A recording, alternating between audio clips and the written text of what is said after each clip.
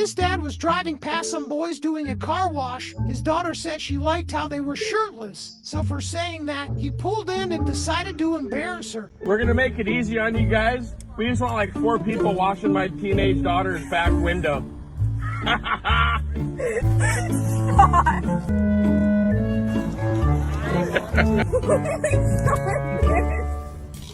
Literally the most embarrassing. And then he rolled down the window.